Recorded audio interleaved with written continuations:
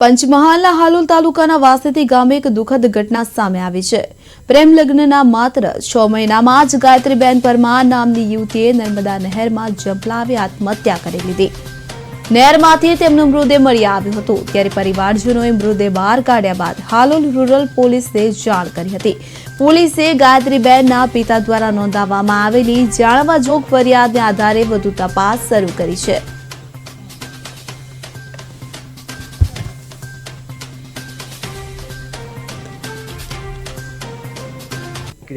અને નાઇટમાં બધા જે સંબંધી છે બધા અમે પૂછપરછ કરી પણ કોઈ જગ્યા ઉપરથી ના મળી છોકરી।